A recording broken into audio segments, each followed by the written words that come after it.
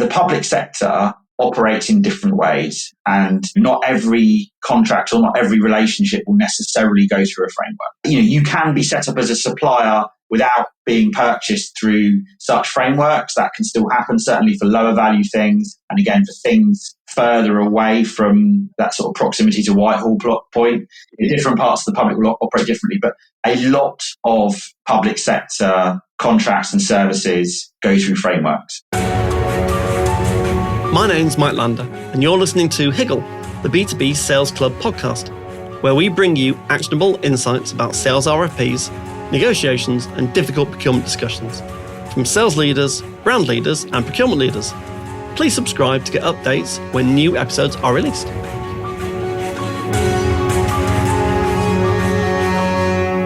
Dan, thanks ever so much for joining me on Higgle, the B2B Sales Club podcast. Great to have you, and you're a colleague of John Godfrey, and that's how I got to know you. That's right, Mike. Yeah, absolutely. So why don't you just introduce yourself? Who are you? What do you do? And then rather than there's something unusual about yourself, what does it now feel like being on the supply side rather than the buy side? And the listener will find out what that means as Dan explains who he is. Yeah, thanks, Mike. So welcome everyone. I'm Dan Cook. I am the Director of Public Sector for a digital product consultancy called Red Badger. As you say, Mike, also where John Godfrey works and several other people I think you have spoken to in the past.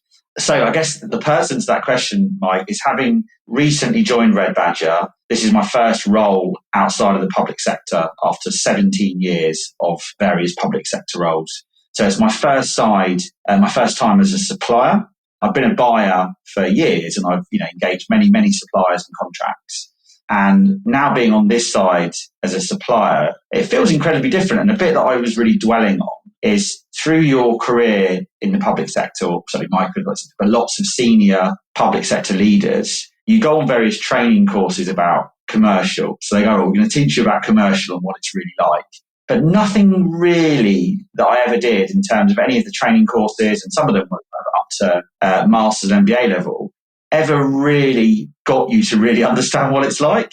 I guess quite how much effort goes in from the supplier side, quite how much thought goes into managing relationships, preparing proposals, going to market, the time involved in positioning yourself and being kind of market ready is extraordinary. The cost of it and the risks and the ups and downs, it's a hugely different environment, and one I immediately had huge, much more respect for. One example is you sometimes look at how RFPs have been prepared by a buyer. Yes. And you just think they're either just really sadistic or they haven't worked on the supplier side, because nobody in their right mind would construct something quite so unpleasant or tedious for buyers to go through.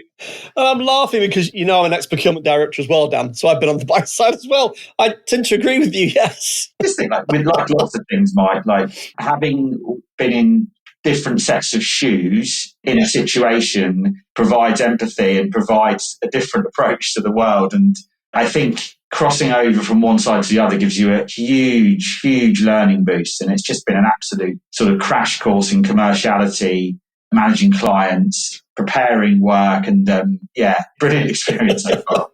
Brilliant, Dan. Thank you. I couldn't ask for a more human introduction, to be honest. And I think for all of my listeners out there that are on the supply side, that are sellers, you should all celebrate. Just take a moment to jump around the room and raise your arms and shout. Because as Dan says, it's really hard being on the supply side and being a sales leader and corralling all of your subject matter experts and looking at RFPs and writing proposals and going through the process. And then when you win, you've got to onboard the client and everything else. It's really tough. So thanks, Dan, for celebrating the differences between buyers and suppliers. So let's move on to the questions. First one, Dan, is how does public sector services procurement work? Just give us a kind of a potted view of how that works. By the way, just before you do that, what kind of things have you bought in the past? What kind of size and level have you bought? Just some outlined examples. So I'll say my previous role before I joined Red Badger, I was CIO at the House of Parliament and worked there for the best part of 15 years in a variety of roles, starting from project management and going through levels of sort of complexity and challenge in terms of the roles that I undertook. In there, I bought everything from sort of traditional hardware and infrastructure and, sort of big chunky-ish capital purchases for, new networks or, components in data centers and stuff like that, And obviously, a lot of it was buying in services, people to support us doing a thing. And, obviously, like everybody, we would have bought and several managed service contracts, big relationships with Microsoft and those type of things. And then, hundreds of COTS products. So I would have signed off hundreds of those things in my time and been involved in those processes. So yeah, fair amount. So your question of how does, basically, how does the public sector procure things? How does it buy things? Particularly services. Yeah, particularly services. I guess a really simplistic model. It kind of works. The authority, department, the body works out what it wants to buy. Now, in theory, it should spend quite a bit of time working out what it wants to buy and how best to buy it.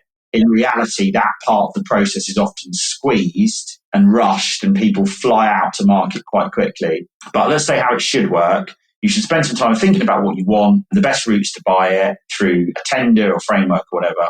You then go through a process of advertising the thing. So there are, depending on the value of the service or the thing you're buying, there are different rules and regulations depending on the value. For lower value things, you have more flexibility to do things. But certainly in my last role, anything over about 140,000 took you into an area where you had to demonstrate a higher level of adherence with principles, and sort of the principles being transparency, fairness, competition. They're the core kind of building blocks of the whole thing. But anyone out there listening should pick up on, and Dan will probably jump to a later question and just come back in a second. If you're trying to get into public sector then, and you haven't done it before, a good route in might be to go for a £30,000 entry-level project with stakeholders that you know really well, which has got less competition around it. Would that be true? Yeah, absolutely, right. And we can unpack a bit more like my own journey in the first 4 months of my business development and sales role. But lower value opportunities definitely are easier for buyers to execute with a kind of what's termed a direct award, and to go for a lower value,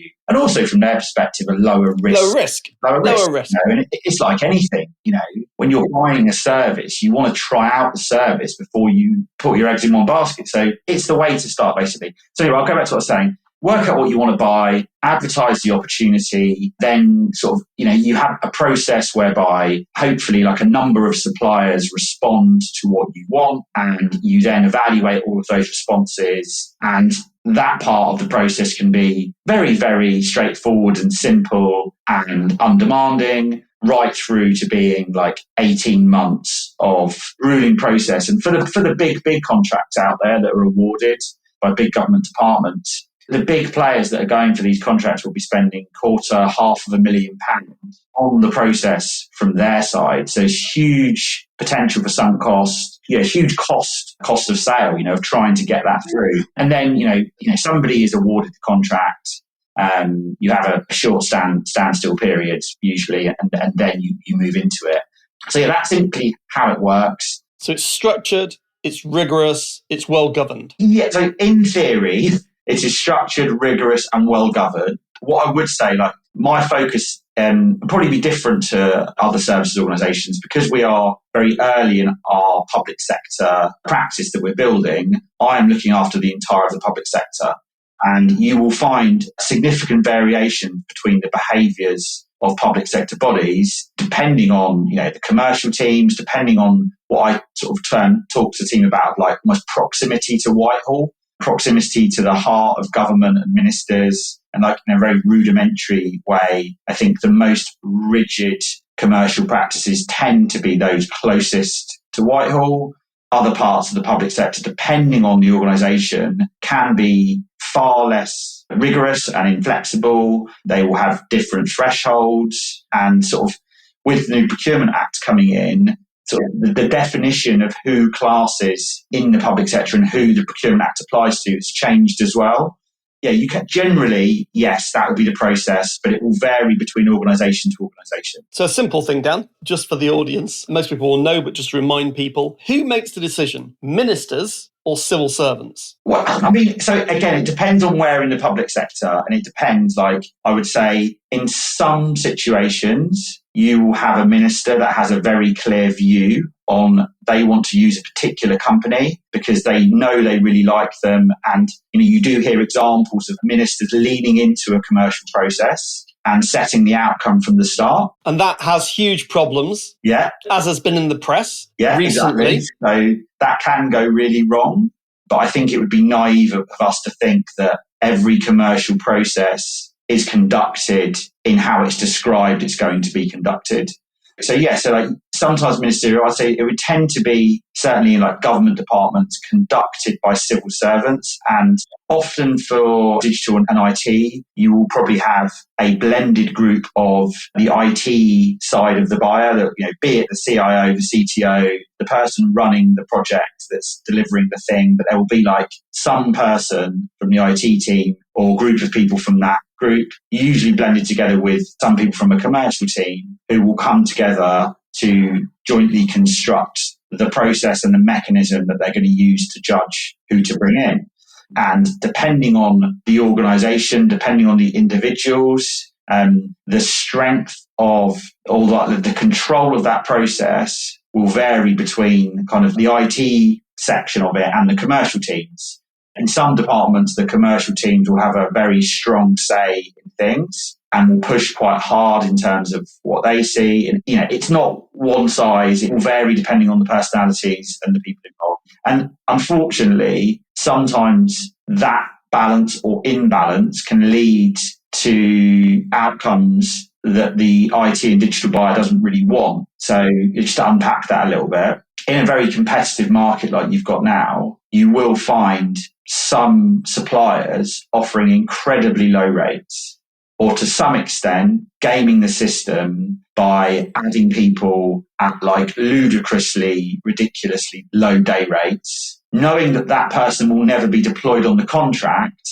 But the weighting of putting someone in on a rate card of £1 a day will really skew the process. So you sometimes, and you hear it a lot when you go out, as I do, speaking to public sector leaders, where a commercial process hasn't got them the right outcome. And, you've got to remember, companies that are invested in winning public contracts are committing large sums in terms of how they are designing and approaching commercial processes. So that's their whole game, is that you have huge bid teams that are analysing and assessing processes and finding weaknesses in those processes, to exploit them. And that's unfortunately how it plays out sometimes. So you get disappointed buyers who end up with a supplier who they probably know can't do the thing, but they have designed a process that has allowed that to happen. Anyway, sorry, I've gone off track slightly. No. So a couple of things on that. So at a very high level, ministers set policy,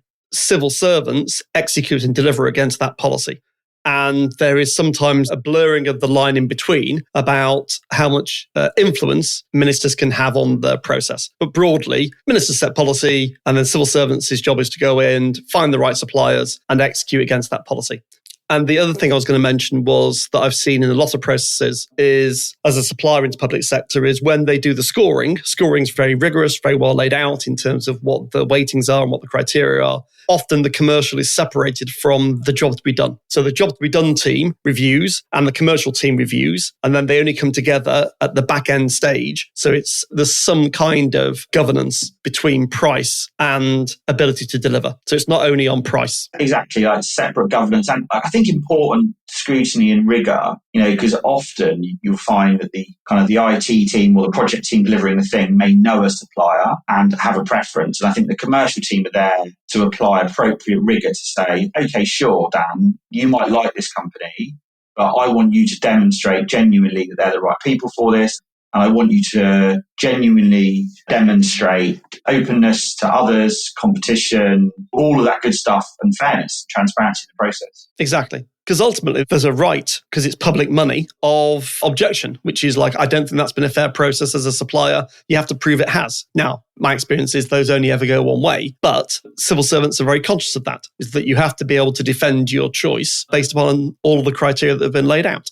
So what about if you're a supplier looking to get into public sector? What's an effective entry strategy for a services supplier to get into public sector work? So, I mean, Badgers is a good example, relatively small footprint in public sector currently compared to the rest of the work that you do. What's the kind of, and you don't need to describe your entry strategy, but what would be a good entry strategy for a services supplier looking to meaningfully get into public sector work? Yeah, I'll try and unpack this in a sensible way because there's quite a bit to Thank you describing my life, which has been working for the last 4 months alongside colleagues in Red Badger on an evolving strategy around how to do it. But let me pick out certainly what some things to think about.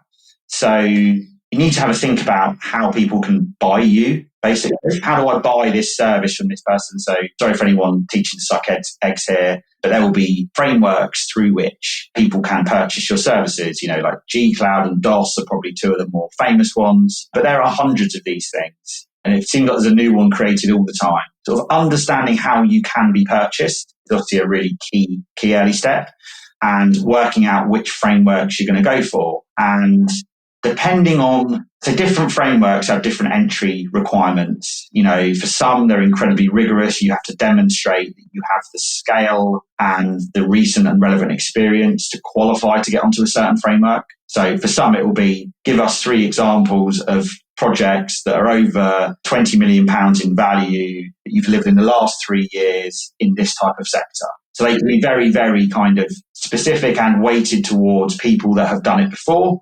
Others have a far lower bar to entry and are far more acceptable for SMEs. So you need to understand how people are actually going to purchase your services through frameworks. Now, on that point, Dan, just the ability to raise a purchase order. Understand how are they going to raise a purchase order in order to get you paid when you invoice. Simple stuff. Simple stuff, exactly. Now, again, and I'll make this point throughout, the public sector operates in different ways, and not every contract or not every relationship will necessarily go through a framework. You can be set up as a supplier without being purchased through such frameworks. That can still happen, certainly for lower value things. And again, for things further away from that sort of proximity to Whitehall point, different parts of the public will operate differently. But a lot of public sector contracts and services go through frameworks. So got to suss that bit out first and foremost. And frameworks, Dan, my recollection was they often come up once every 3 or 5 years though. So once the framework's been awarded, it's quite a while potentially before it opens up again. Is that true or is that not true? Yeah, so that's definitely how it was. One of the things the new Procurement Act has introduced, and I'll get the language wrong, but it's basically a mechanism to allow new entrants to come in to the framework more regularly than before. There's a phrase for it, which I'll dig out at some point. But yeah, essentially they've tried to make it easier to get in at more regular entry points. So that's definitely key. I guess the other bit in terms of the strategy is, and obviously Red Badger will have thought about this when they were just working out who might lead a public sector practice, is thinking about who's going to lead that strategy and enact that strategy. So clearly, if you've got someone that's worked in the public sector for many years and comes with them and brings with them an established network, could be a very important part of the strategy. Exactly. And that again, Dan, that's not because of you've got preferential treatment. In fact, the opposite. But it means you've got a relationship. You can have a conversation. You've got a relationship. You understand, well, I say broadly, you will have a better understanding of the challenges faced by the people that are still working in the public sector doing that role. Exactly. You'll be able to speak the language. You'll understand the commercial processes, and you'll be able to navigate it far better than somebody that doesn't bring that sector experience. In this first 4 months, I've spoken to many of our peers or competitors or whatever you want to call them, other people offering similar services to us. And you've seen a number of them succeed where they have very intentionally dipped into the public sector to try and bring on board people with experience and credibility and network from the public sector and understanding of it. So I think that's something I'd seriously consider if I was recommending somebody to think about the value you're going to get from that. And I guess other things to really have a think about is, when you start a role like this and you go out talking to other people who are doing similar things, the phrase that comes up again and again and again is ecosystem and partnerships. So lots of people that try to get into the public sector will quite quickly get to a realization that one of the quickest routes to market and to starting to bring in revenue is through partnering with a bigger supplier. So the public sector, in particular central government, big departments, spend vast sums delivering huge digital projects, huge things, hundreds of £1 million projects all the time. And given the scale of those things, the scale of the size of those requirements to deliver, those contracts tend to go to, let's say, like 10 or so of the large operators, the large SIs, because actually they're the only ones really that have got the scale to be able to demonstrate that they can deliver on a £500 million contract, which requires thousands of staff. But when those contracts are awarded, several things could be at play. So either the contract could stipulate that X% of the value of the contract has to go to SMEs, which is increasingly common. You may find the big SI doesn't necessarily have the capability or the capacity to deliver on part of the contract, so they will look to bring others in. So loads of people, when you speak to other organisations, have a relationship with either other SMEs or more likely a bigger operator who will bring them into pieces of work. It may often start out with more staff augmentation type pieces where they will say, I need 2 devs, couple of, whatever it is, architects, name the digital role, but they would ask you to drop in a couple of specific roles to a contract. And that is something you have to consider, whether you're willing to work in that way, whether you're happy to not own the entire outcome, as it were, and you're just putting some people into a team. You're obviously going to be thinking about how much margin the SI is going to take, how much you're really going to make off the individuals you put in. But if you come in cold to the public sector, most procurement processes are going to ask you to demonstrate with case studies your experience of delivering services into the public sector. It's hard to start. So I think for lots of people, starting via someone who's already got an established contract is a really obvious way to go in. Yeah, exactly. And maybe one of the conditions of being a partner of an SI who's leading this is the ability to write a case study that's co-branded. Yeah, exactly. It's something you're looking for and building those creds. And the other part of the strategy, certainly, that people should be thinking about is who can they work with in year one, gives them some good credibility, who will allow them to do a case study. They should certainly be willing to consider working at a reduced rate, possibly even working at a loss in order to achieve sector credibility and case studies. Because really without those, you're not going to be able to scale. You're not going to be able to convince people. So I think having a very realistic view on the first couple of years in terms of how to build it. I think there's some things I'll certainly be thinking about in terms of getting in. I think the other thing to add to that, Dan, would be around the rate card expectations. A lot of public sector work still is bought on rate card. We all know why that's not ideal. And we all know that we should be buying outcomes and outputs rather than activities, but it still happens a lot. Public sector still buys a lot of rate card based work. And of course, because the public sector is so big and it buys so much, it has obviously very competitive rate cards. And so I think, again, if you're entering into a strategy of public sector is one of your lines of business, recognizing that your rate card with investment banking will be very different to your rate card with public sector. Is that also broadly true? That's definitely true. And kind of previous caveat still applies in terms of there being variability. But generally speaking, day rates are going to be lower. When you're looking at opportunities, RFPs, they will always spell out the criteria in which the decision is going to be made. And depending on the organisation, they will have different ratios around the cost of the service versus the quality, right? And depending on that, you'll get a flavour and you'll work out quite quickly, actually, what your chances are of winning a piece of work based upon those ratios.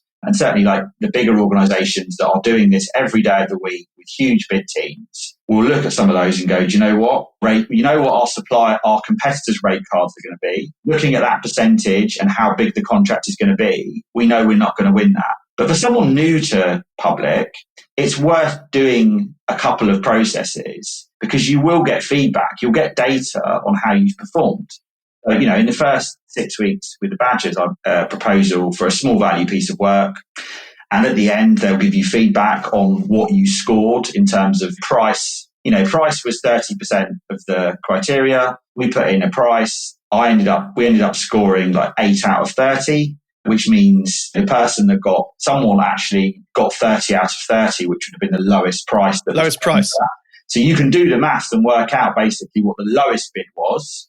They also told us that the winning bid scored 9 out of 30, so very close to us. So in terms of price, we went in at a good place, and we could see actually that we lost on the quality. So definitely, in terms of like building that strategy for public sector, you can demand feedback on any commercial process, and it is public. It is out there. You can ask for feedback. You can ask for a chat. You can say, what did we score on this specific question? So you can build your experience and your ability through feedback. And that's another important part. And I think, Dan, also what you mentioned there is the perception that it's only about price, and it's just not true. The weightings are very clear. The weightings are absolutely laid out in public sector tenders, and it's normally between 20 and 40%, isn't it, on the commercials? So you have to do both. A brilliant score on the content thing you're going to deliver, and also a good score on the commercials. But that doesn't mean you have to be the lowest priced producer to win. No, absolutely not. Absolutely not. And I think smart buyers, smart commercial teams will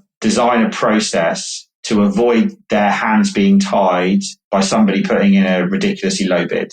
Because actually, I don't know, when you go out, Mike, in the morning to get a cup of coffee, you don't go to the place that sells the cheapest coffee, do you? Ever. Right. And it doesn't apply fully, that example, but I want a decent cup of coffee and I'm willing to pay a little bit more for the quality. So smart buyers, smart commercial teams will design things that mean they don't get the wrong buyer. Because again, I think busting myths is a good idea. Public sector, people think, you don't get very good people inside public sector. They're they're there for the ride. Absolutely not true. My experience of public sector people that are committed public servants, the pay is pretty good. It's not amazing, but it's pretty good. But these are incredibly bright people. These people know what they're doing. Yeah, you get hugely talented and capable people, often clearly driven by social value and public value and wanting to do the right things. So I think brilliant capability in the public sector. I think all I would add to that point is the difference between public and private is the public sector will tolerate poor performance in a way that the private has far less appetite to do. So I think both sectors have amazing people in them. The public has more percentage of people that are either wrong attitude, not putting it in, lower performers, because having been in the public sector, it's harder to tackle those type of things. And as a result, often people will ignore that. But anyway, that's a whole different podcast. And that's also because it's a massive employer. Yeah. It employs hundreds of thousands of people. So you're bound to get more variability. So just pulling it together, Dan, because I'm conscious it's 30 minutes in. So in conclusion, if you just had to pick your top 3 takeaways, for a mid-size SME looking at working with public sector, what are your top 3 pieces of advice, given that you've been 17 years on the buy side, you're new to the sell side, but it's opened up some interesting different perceptions. What are your top 3 takeaways for mid-size SMEs looking to get into public sector work? Okay, right. A few of these. So think about the strategy is going to be everything, right? And we've unpacked a lot of this, but work out in your head whether you are going for a network-led sales strategy predominantly, whether you're going for a partnership sales strategy, whether you're going for a kind of we're just going to bid for loads of opportunities strategy, or what percentage of those 3 blended you're going for. And be quite clear at the start that actually we're perhaps not going to go after that many open tender opportunities because of, any of the following reasons. A, we don't have any credibility, so we know we're not going to win things, probably being the biggest one. B, we don't have the internal capacity or capability to construct large proposals. And C, we don't really understand the sector very well. So I think be quite clear. And as we've gone, we've evolved our view on that. But be clear, and obviously it's fine to evolve that strategy as you go. But is it network driven, partnership driven, or open tender driven? And what combination of those things are you going to balance and play on? I think a very kind of early activity to do is to look at your kind of hygiene factors and your route to market factors. And I sort of bucket those things together as things you have to do and have in place to be able to be bought, to be able to buy you. So we already talked a fair bit about being on frameworks. So you need to be like clear on frameworks, how people are going to buy you. You also need to be clear on what certifications do you need in place to enable people to buy you and to be on certain frameworks. So, and by that, I mean like, ISO 27001, Cyber Essentials. And depending on the frameworks you're going for and how large they are and the type of things, there's certain things you need to have in place to win a large number of contracts. So I definitely, think about so number one, think about your strategy and how you think you're going to win contracts. Number two, have a big look at your hygiene stuff. And then the third one is probably a real lesson that I think has been brilliant in the first 4 months we've done at the Badgers. We've spent a huge amount of time out speaking to other organizations and, competitors, peers. We've just been out, speaking to hundreds of people in this period just to suss out what's happening. Because people are very generous, actually, even if they're competitors. And some people won't give you time of day because they'll look and they'll be like, okay, well, we won't talk to them. But most people are pretty decent, Mike, and they will go for a coffee. They'll tell you what they're seeing. They'll give you a couple of anecdotes. They'll explain what happened on a recent procurement exercise they underwent and what happened to them. Obviously, that's easier if you're already established and have got a network. But what we found is through our team at Red Badger, we knew a lot of other suppliers and a lot of other people operating, and we were able to have conversations which built this evolving intelligence that we have around what's happening in the market, how are people buying, what are the rough day rates, how are people winning things, which suppliers have got a good reputation for partnership and which don't, which buyers actually do you want to work with, which buyers are less attractive. And you can learn a huge amount just by going out, having some coffees, having some calls with people, and people will share stuff. So we learned a huge amount from network, just saying, actually, the way the market is at the moment, we just lost this thing on price and the winning day rate was like 400 quid a day. So those things will tell you quite a lot, will tell you a lot about what's happening and your own likelihood in succeeding. So those are probably the three. And so what kind of like occurs to me is, in terms of three kind of phrases, be intentional with an investment, have a strategy, and take your time and build a network. I think they're all great. And I think just it's fine for the strategy to be an evolving piece of work. Like it evolves every day. And I remember certainly in the first couple of months, I'd check in with Dave, our CEO, a lot on it. And we would both be having conversations and our view on something would change quite a lot from one day to the next, or we'd get some new intelligence in and we'd go and you'd triangulate the evidence of the last week and you'd go, do you know what? I don't think we should do this anymore. Let's do this. Exactly. Be adaptable, but to use kind of a popular phrase at the moment in public anyway, like test and learn, like do a thing and see what happens. Like you spend loads of time thinking about what you might bid for, but like do a bid, see if you win. If you don't win, learn from it. Then next, do an event, see what happens. But do stuff and see what happens, and then evolve as you go and iterate the model. And we're still in the mid-flow of doing that, and I think it will continue to evolve as the market changes and subject to the economy and whatever is happening over the pond. All that stuff is going to influence a bigger model of which we're part of. Exactly. Dan, it's been amazing. Thanks ever so much for joining me on Higgle, the B2B Sales Club podcast. It's been a really, really interesting insight into public sector procurement and as a supplier into the public sector. Where can people find out more about you? Well, thanks for having me on, Mike. Real pleasure to speak to you and really nice to be able to reflect on this early phase in the career. So obviously, I'm on LinkedIn, Dan Cook, or you get in touch with me via the Red Badger website as well. All details are on there. So I'd love to chat to anybody who's on a similar journey or who wants to learn what we've been through or wants to share lessons on it, really, because it's I would like to be as generous with others and people as have been with me in terms of sharing learning and lessons and network. Exactly. And what a great way to end the podcast. Dan, thanks ever so much for joining me. Thanks, Mike. Thanks for listening to Higgle, the B2B Sales Club podcast series with your host, Mike Lander. Please subscribe so that you'll catch all the next episodes.